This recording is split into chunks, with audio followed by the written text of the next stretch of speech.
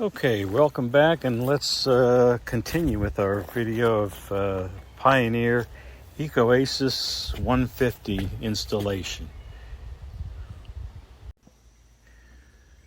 Okay, got my ladder set up on the outside and getting ready to drill those holes on the exterior. Remember, work safely. Many injuries and fatalities occur from accidents at home. About 30% of those are falls, most of them from between 6 and 10 feet. So make sure your ladder is stable and secure. See, there's the pilot holes that I drilled from the inside. So make it real easy just to punch those holes through from here. Yeah, well, that looked like it went just about perfectly. Here you can see the hole from the outside. You can see by that lip on the change in elevation from the installation of the drilling the first hole to the outside hole, and it's just about 1/8 of an inch lower, just as we planned. Worked really well. Okay, I've put these intake and exhaust vents in as a test fit, as you can see, and they look pretty good, but still, like I was saying, I want this little rim here to be just inside the opening, because that's where that rubber boot comes to, and I want the boot to be just inside the opening. That way all around here I'll leave a little kind of a concave channel to put that sealant all the way around. So I'm going to go and cut back those PVC pipes just a little bit, maybe another 1/4 inch or so, and that should do it. Okay, so I've cut these pipes back a little bit. Let's see how it fits.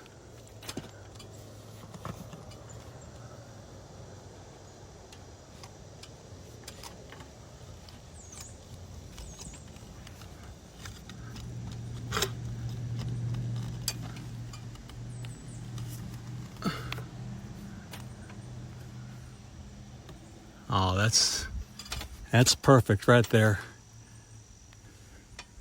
See how it sets back in the hole just a little bit? And it's really good.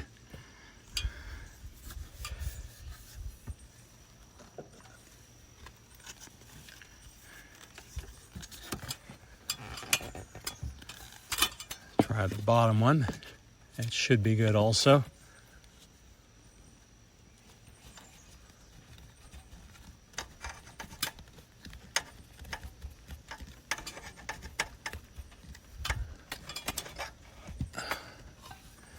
Yeah, that's really nice. Okay, so we'll take these out, put the boots on, and get ready to put them in there for their final setting. Okay, so I've got the boots in place, and I'm just going to take a small drill and drill a pilot hole in the top and also in the bottom over here. And then put in these set screws that came with the package. Now, you might have noticed here, the way I set those boots is I put it a little lower on the top end, or a little further back on the top end, because this thing is going to be it's going to be tilted because it's sloping when it comes out. So it's going to have a tendency to push this top end further out. So by doing it like that, that boot will be pretty much the same distance from the outside of the opening all the way around.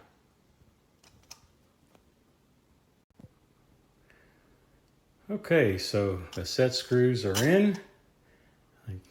A little long in my opinion. They're 1/2 inch long. I think they probably could have given us even as short as a 1/4 inch would have worked. On the exhaust vent, I would make sure and push that thing a little, towards the outside, because it comes close to hitting that little bottom flap. Not that close, but just be aware of that and be cautious. All right, let's get these things installed and sealed up. Yeah, that fits really nice, really nice. See what I was saying there about having that nice little channel to put the sealant in all the way around? This one too. Yeah, that sets in there really nicely. Really happy with that. Yeah, it's sealant tucked in there really well.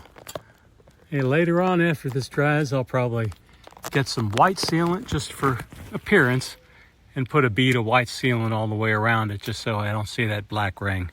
But sealing wise, it looks really good, especially since this is sitting right under the eave, so it's not going to get any direct water anyway to speak of.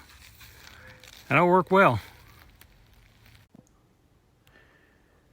Okay, just a couple more things to take care of. Like I said, this little bit of padding provides some extra insulation around the outside air intake. Not super critical, but won't hurt anything. Just have to position it right there so that that screw, that's one of the screws that the unit hangs on inside those slots in the back plate. Just take that out, make sure you position this piece right over that hole, and it just adheres right in place like that. And then these foam rings, you peel off this backing here, and you just set those in there and press them on. Take another one, same thing, down over here. For the back-fed units, or back-fed method, you put the thicker rings in there. See, these thinner ones, they won't be used. You can just discard those. Okay, so those foam gaskets and that foam padding, that's all now adhered in place. That set screw has been put back, and all I got to do now is lift it up and hang it on the wall. Like I mentioned, that these screws here, different locations, they just fit into these little slots, and the whole unit just kind of goes on and fits down into place and then just hangs there on that back plate. So this is probably the most difficult part of the install for me, working alone, because I got to hold that unit, and at the same time I got to take that wire that's coming out of the wall, I got to thread it through the hole while I'm holding the unit, and all while trying to position it in place properly so it fits all those little slots and locks down in where it's supposed to. So I'm going to give that a go right now.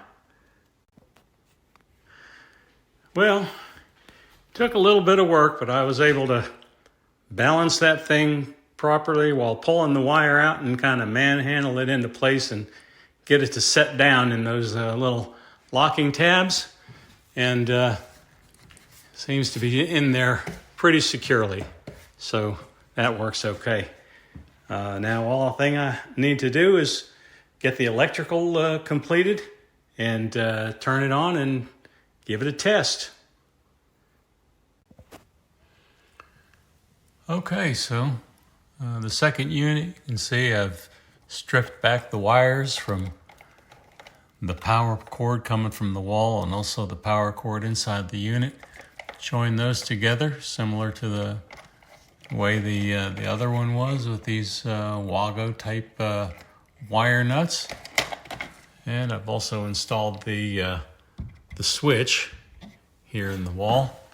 So the only thing left is to turn the breaker on and see if it works. All right, should have power now. And we flip on the switch. Yeah, it looks like it's starting up.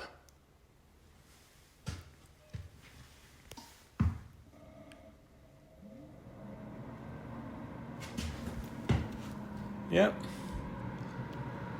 Looks like it's working okay. Normally, I think I would set the mode onto